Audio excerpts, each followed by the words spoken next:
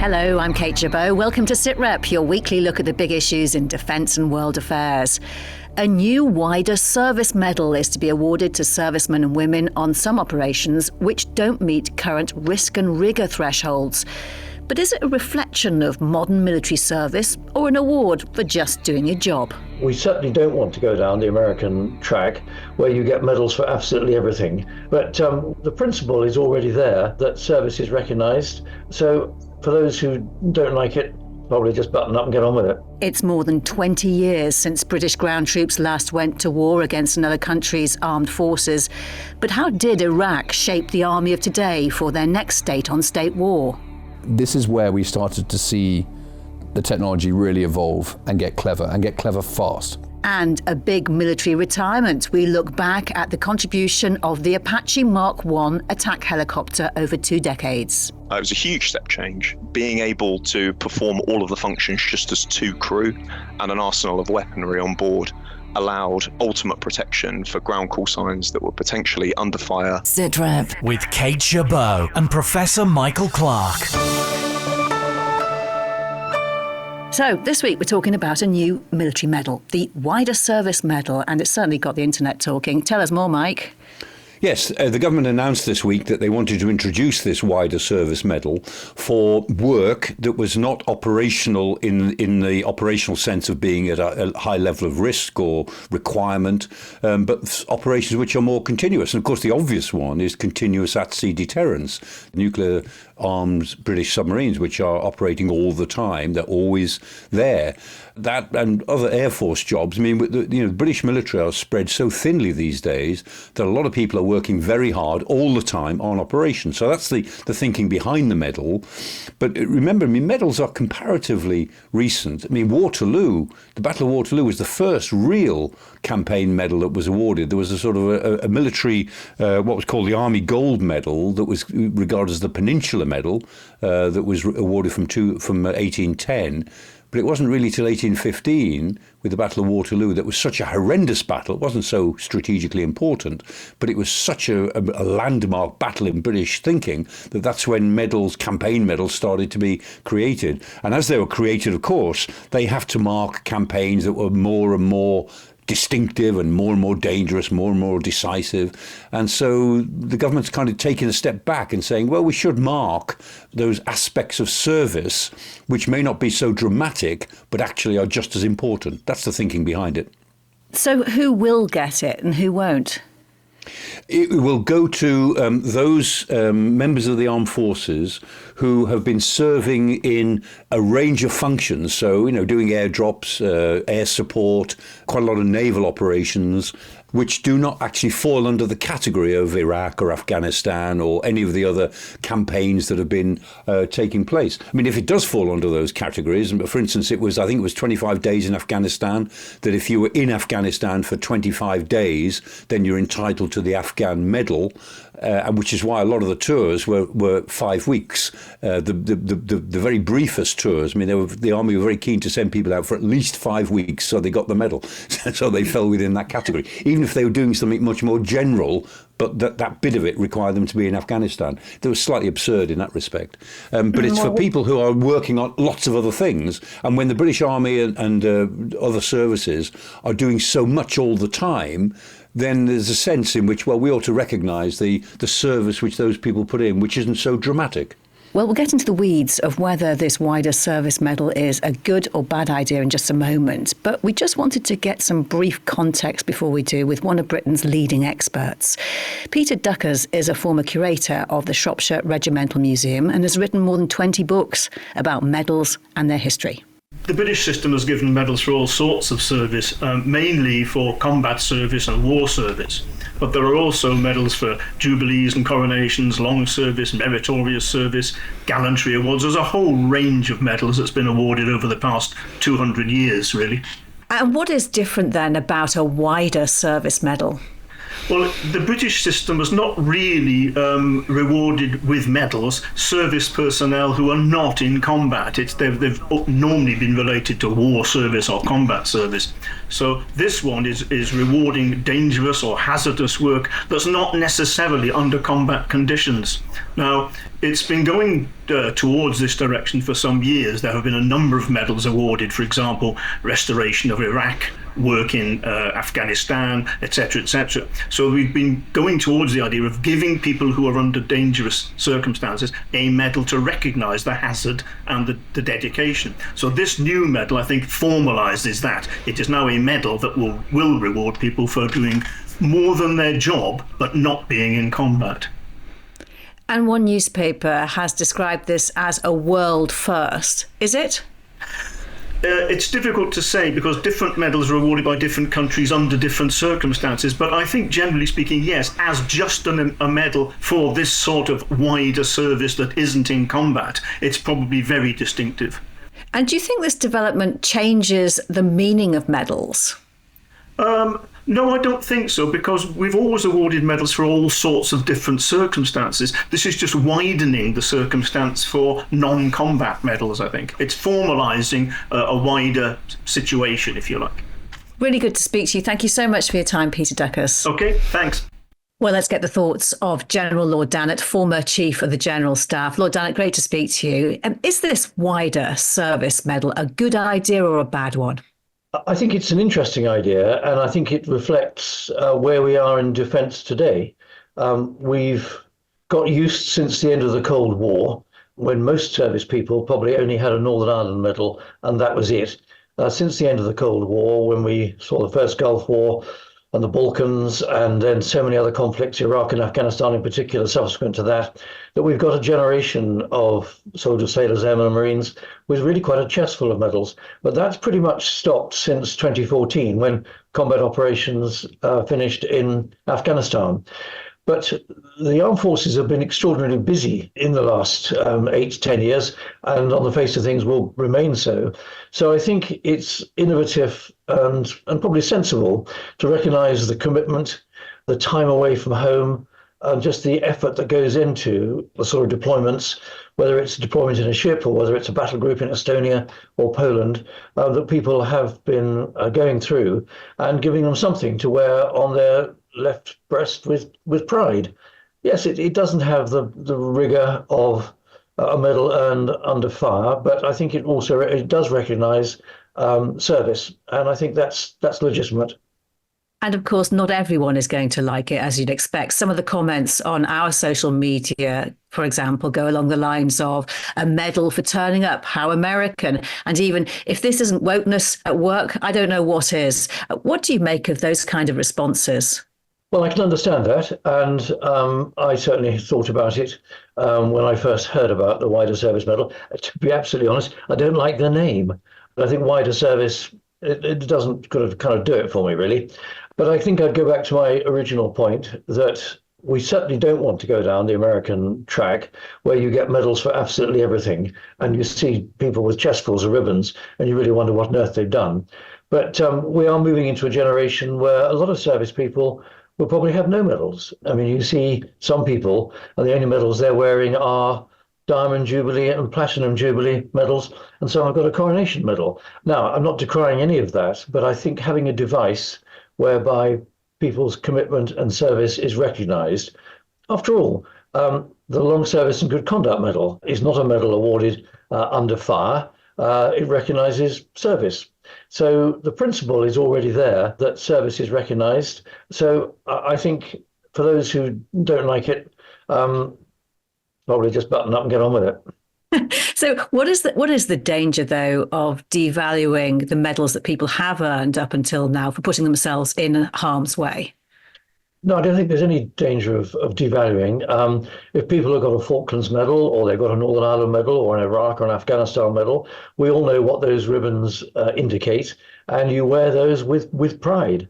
This other medal, people will increasingly get to recognise the ribbon and the medal itself, and we'll know what that represents. So I think, a bit like a broken record, I'm coming back to say, I think on balance, this is a reasonable way of recognising and rewarding commitment on operations, although they're not operations in the face of the enemy. And I think this is an important part about what we're doing in the armed forces these days, and that is deterring future conflict, deterring future war. And that is a very legitimate role for the armed forces to fill.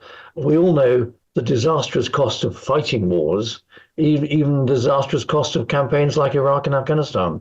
Far better to be deterring at a much cheaper cost in the interests of peace and stability. So I think recognizing this kind of service is legitimate.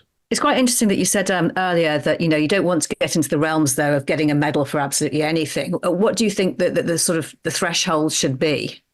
Well, I think the threshold is probably about where this one has put it, when there is quite an extended period of qualifying service on deployed operations, or I'm going to say deployed deployments.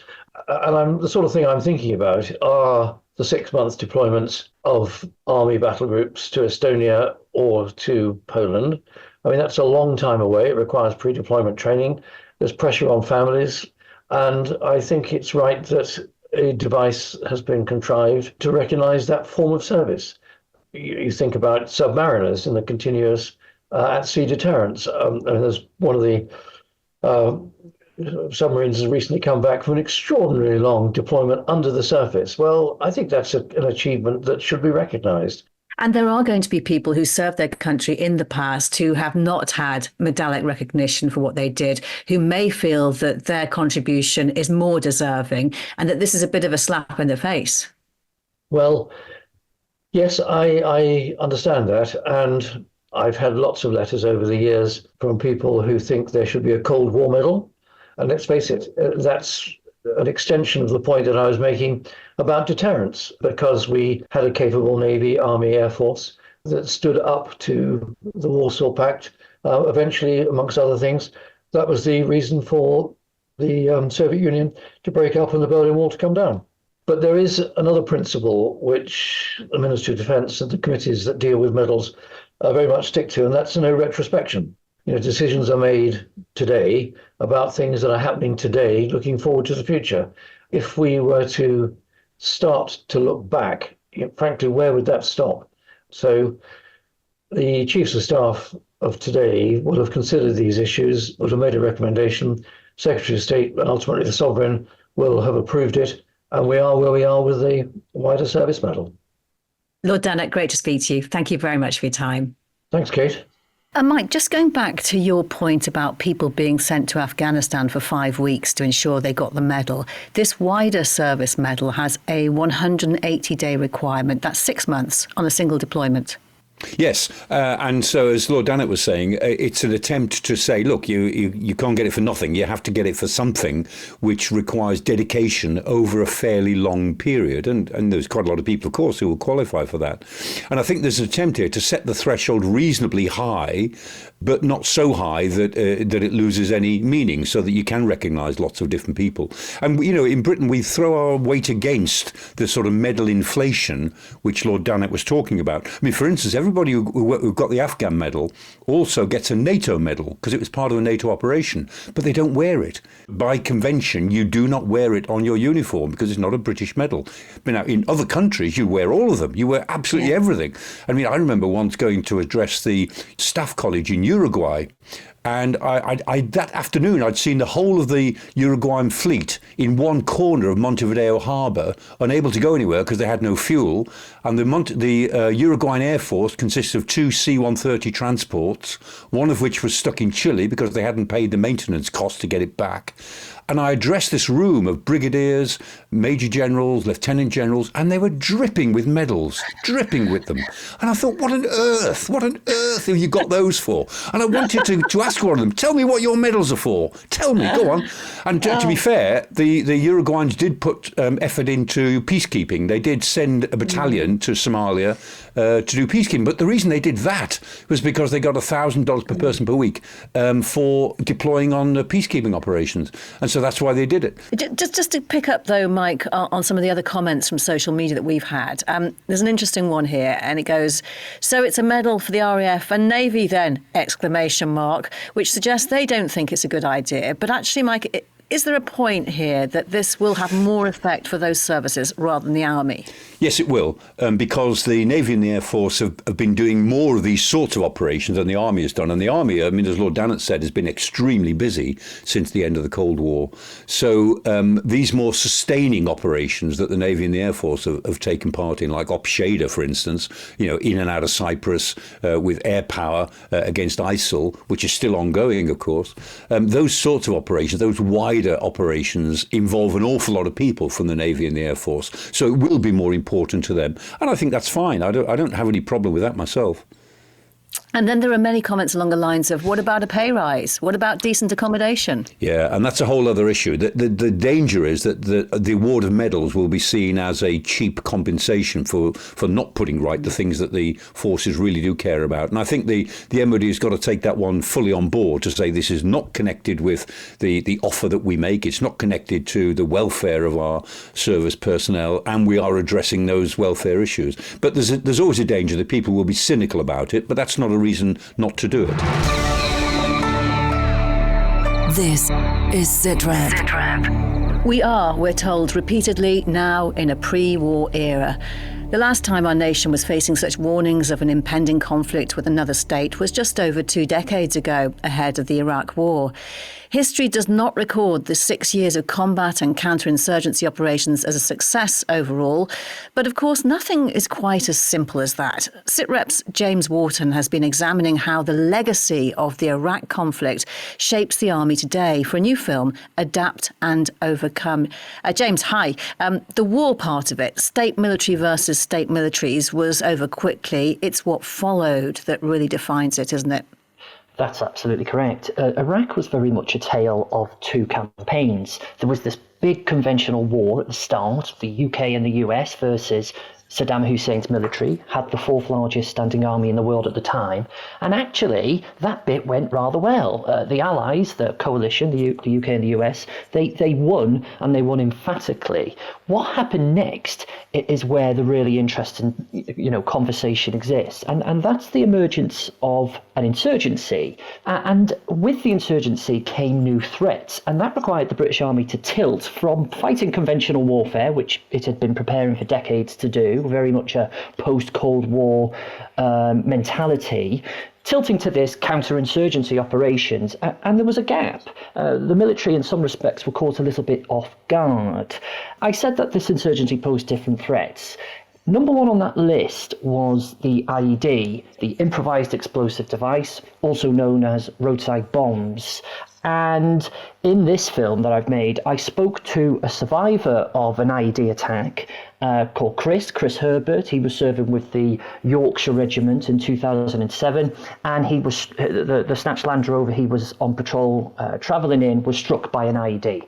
We'd been slammed, we'd been hit properly. So my right leg had gone. I died on the ground, and then died in the helicopter, and then died again in surgery, so cardiac arrest stopped. What actually happened was daisy chain IED hit from the right-hand side of all three vehicles, so we were in three Landies, three snatch.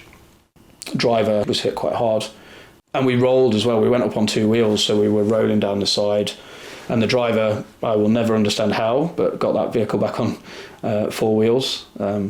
Before he died? Before he passed away, yeah. And the interesting thing about that is, anybody who's been in a snatch is they are very top-heavy, they roll. We are trained how to deal with the roll.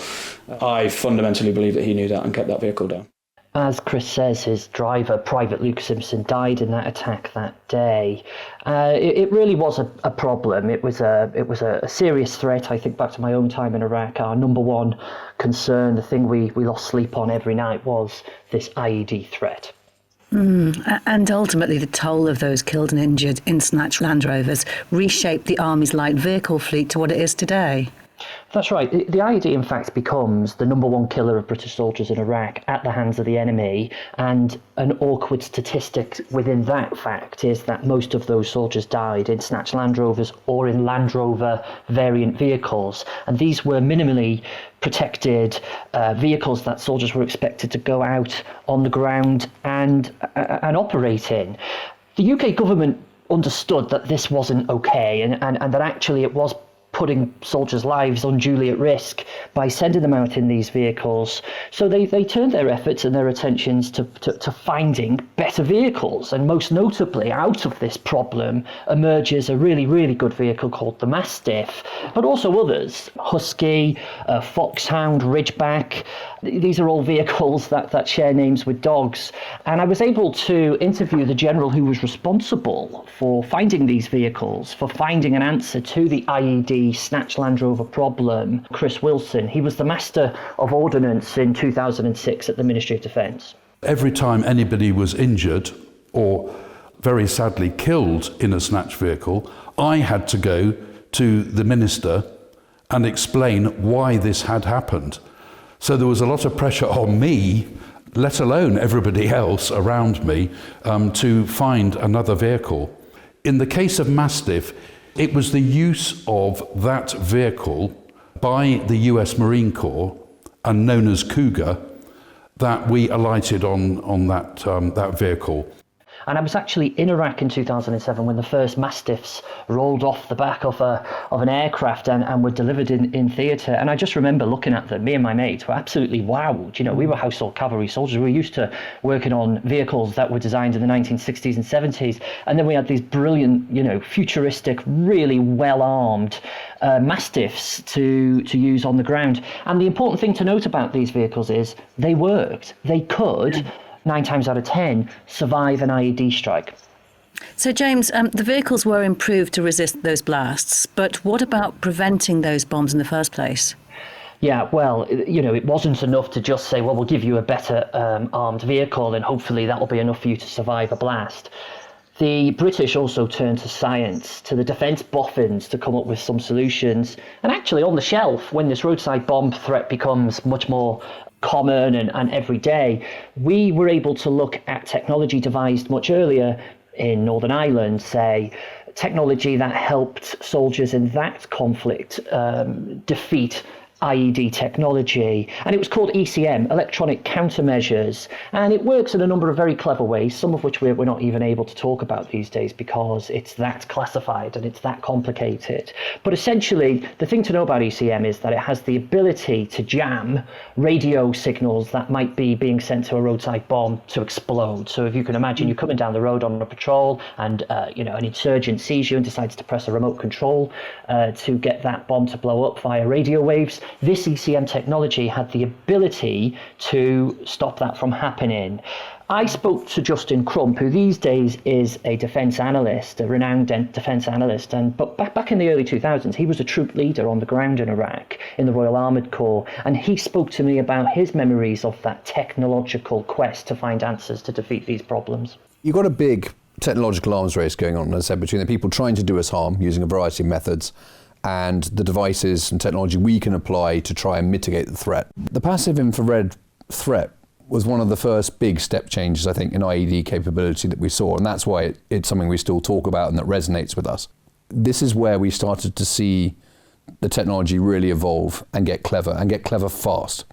Justin Crump there is talking about our response to these threats, our technology getting clever fast. But, the thing is, the insurgents, the IEDs that were being dug into the side of these roads were also getting cleverer by the day and fast. It wasn't a case of just sticking some explosives in the side of the road with a wire coming out the back and hoping for the best when they go off.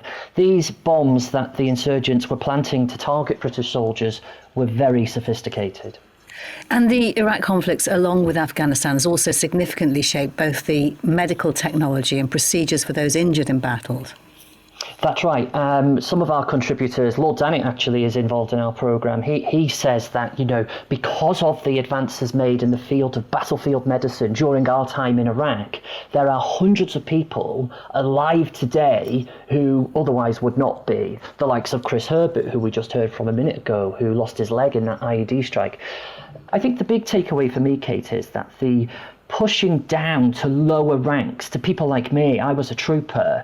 I was 20 years of age when I went to Iraq, and I was also a team medic. So that was because the army understood that actually we shouldn't keep these skills, these battlefield medic skills, the preserve of just a chosen, highly skilled few. What we actually should do is we should try and make as many common soldiers as possible just a little bit more trained in how to deal with catastrophic injuries so that they can prolong life in theatre. And of course, the combat experience from Iraq is still in the army among some of the longest servers. Absolutely. And I mean, this is a bit of a double-bladed sword, because it's great in one respect that people... My best friend in the army, he's 37 and he's a senior NCO now in a regiment. And by the time he was 23, he'd been to Afghanistan 4 times and had secured some significant experience under fire. Now, that can only be good for the armed forces today, that he's now in a senior position, in a command position, and he's commanding men and women who can look at him and understand and gain from that experience. But I suppose, and this is the other side of the story, that is time limited experience. You know, my mate's 37, he's not going to be in the army for much longer. So the army of today has been significantly shaped in terms of its light vehicle capability, counter-IED, medical technology and also experience. But how relevant is all of that now? Mike, the whole point of James's work here is assessing how the army adapted from warfighting to counter-insurgency. So has it left the army in reasonable shape or bent out of shape for the next war it might have to fight?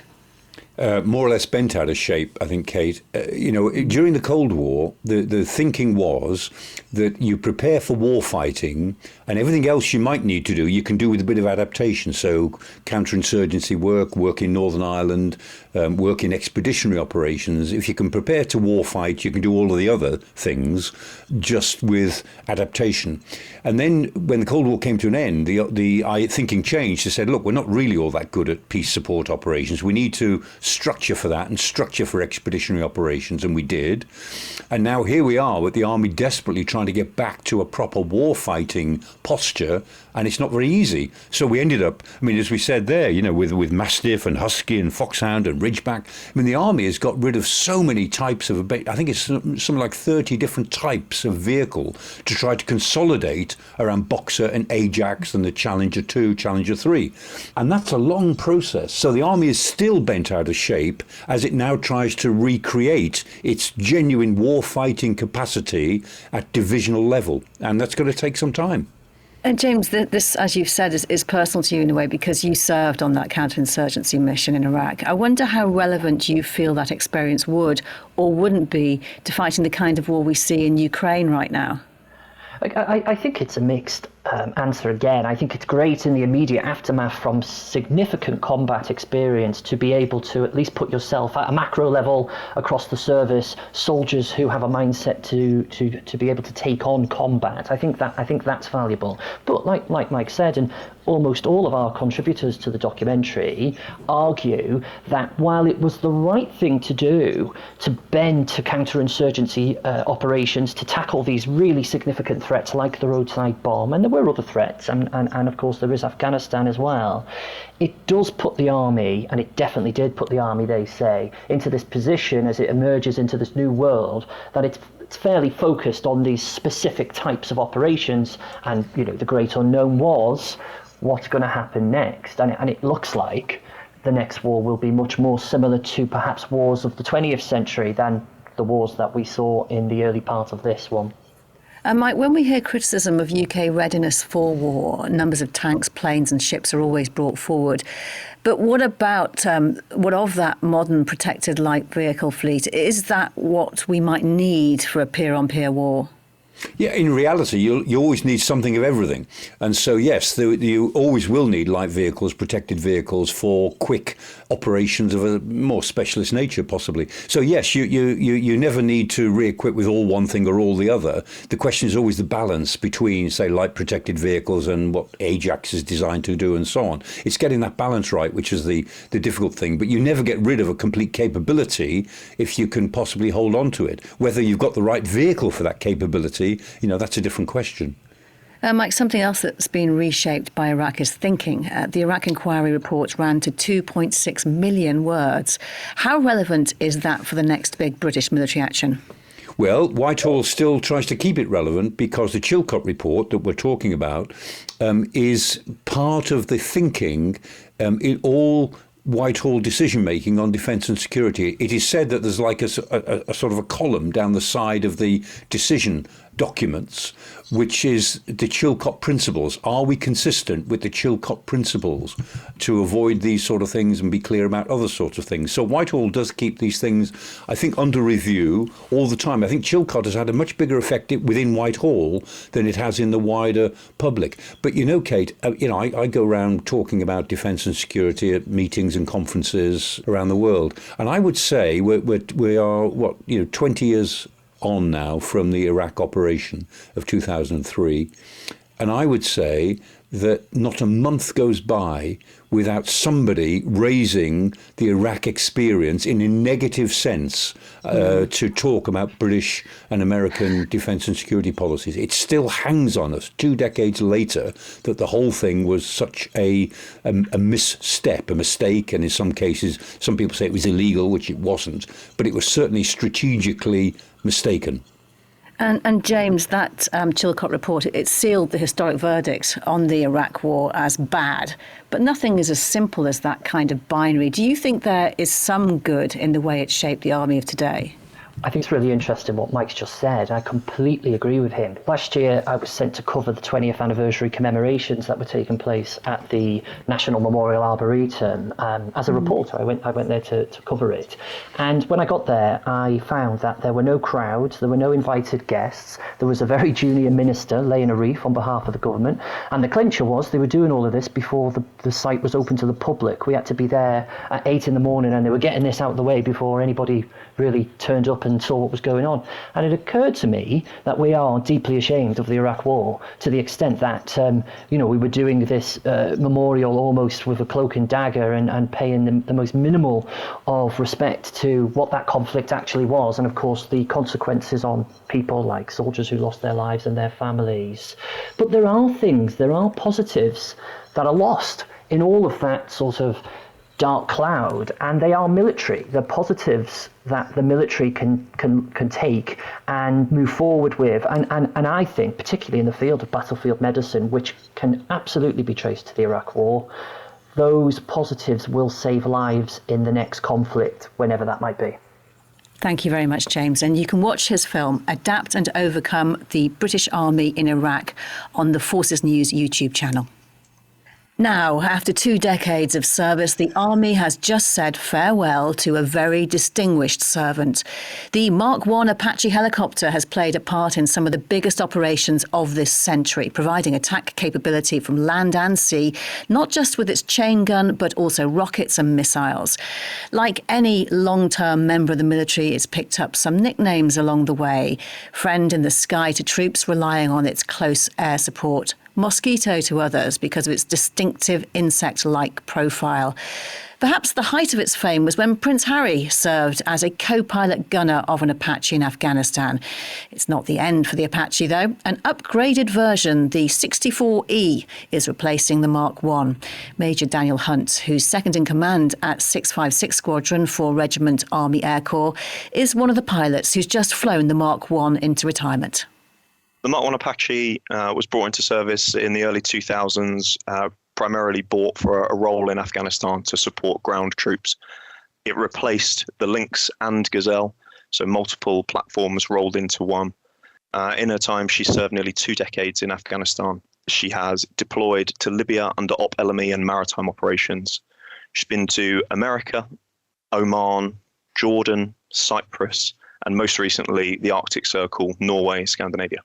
Can you just tell us a bit more about the capability the Apache Mk1 has brought and the job it's done? Because ultimately much of it is to support troops on the ground, as you said, in Afghanistan. Yeah, of course. So prior to the Apache, the Army and the Navy were utilising 2 different helicopters, analogue helicopters, namely the Gazelle and the Lynx. The Apache, as a digital platform, has had the capability to roll both roles of the Gazelle and the Lynx together to provide a reconnaissance, find, and an attack platform crewed by 2 people. That digital cockpit and all of the electronics and gadgetry on board allows a small team to find and prosecute targets, as well as providing support for people on the ground. So just how much of a step change did the Apache bring when it was introduced? It was a huge step change. Being able to perform all of the functions just as two crew, with a suite of sights and sensors and an arsenal of weaponry on board, allowed ultimate protection for ground call signs that were potentially under fire or in trouble. When did you first fly an Apache Mk1, and what was it like? What was your first impression? So I've been operating on the Apache now for about 5 years. I stepped across after the training pipeline is conducted on a Eurocopter, a smaller helicopter, particularly lightweight, doesn't really carry any passengers. It's just two people strapped to the front of it. The step up to Apache, which is a 7 to 8 ton monster with two people sat one in front of each other, initially was completely alien. For a 7.5 ton machine, she is surprisingly agile. All the systems on board are designed to assist the pilot. So she's incredibly stable. The system allows you to fly very comfortably and to get to grips with a whole host of electronics and sensors right at your fingertips, and allows you to fly at low level in day or night in really any weather condition. And when you look back, or when you will look back at flying the Mk1, what will your memories be? I think the biggest ones for me have all been training related. However, the three big ticket items have been training in the desert in Oman and doing dust landings, firing live ordnance in the desert in the form of 30mm gun and Hellfire missiles. The next for me will be operating from ships in a maritime role on board the Prince of Wales aircraft carrier and RFA Argus. And then finally, the last thing that the Mk1 has done is our deployment to the High North and Norway, which involves flying the aircraft in pretty austere conditions down to -20, -30 degrees. Bad snow, freezing rain, windy, but the helicopter is super capable and can deal with all of that. That last deployment has culminated in the Mk1 out-of-service flypast, which I was lucky enough to take part in. The Army, of course, is not going to be without Apache. It's now the next generation, the Apache 64E. So what does the E-type future hold? I think largely the same as what the Mk1 did. It's very much a case of an improved capability. The E model looks the same on the outside, still pretty much sounds the same, and you'd be hard pushed from a distance to tell it apart from a Mk1. However, the analogy that I use is it's like going from your Nokia 3310 to your iPhone. On the inside, the avionics, the electronics, the sights, the sensors are an absolute step change. And the difficulty now is learning how to fully utilize everything that helicopter brings. It really is stepping into the future. And it's the first kind of improvement program of its kind that the British Army has embarked on that is now kind of at 90% completion. You're excited about getting it, the new Apache?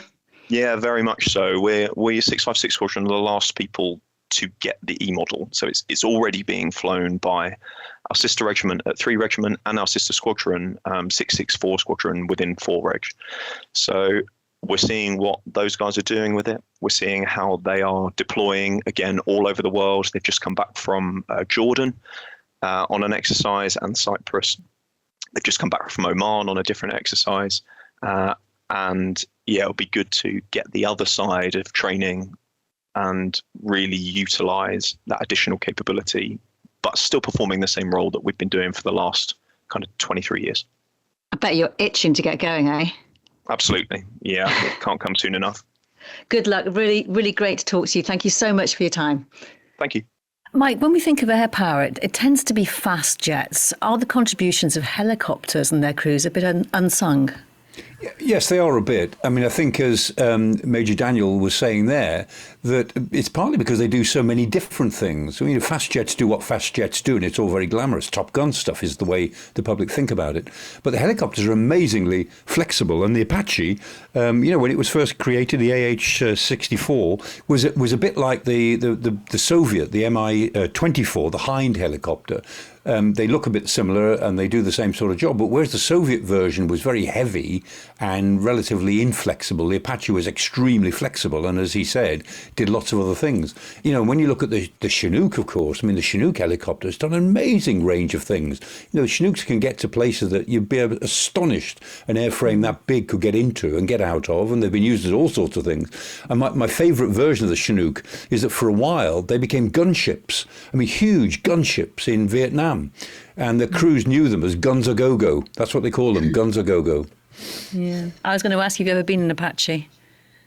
No, sadly not. When I was getting helicopter trips, it was always on earlier generation helicopters. And I remember going into one of the little Wasp helicopters, the little things that you used to see on American cop serials, just a little bubble with a rotor on the back. And I remember the pilot saying to me, do you know what happens if you lose the engine? I said, it's the sycamore leaf effect, isn't it? He said, oh yeah, shall we see? And he cut the engine and we dropped like a stone. But the point is that as you drop, the air, you're dropping so fast that the air makes the rotors turn, and so you land. He said, so you can always come into land, he said, but you only get one bite of the cherry. And we did. Yeah. We did get our one bite of the cherry, and my stomach was somewhere still above us when we actually gently got onto the ground. There are old pilots and there are bold pilots, but there are no old bold pilots, hey Mike? That's what they say. Yeah. Thanks so much, and thanks to all of our guests. That's all for now. Professor Michael Clarke and I will be back with another Sitrep next Thursday.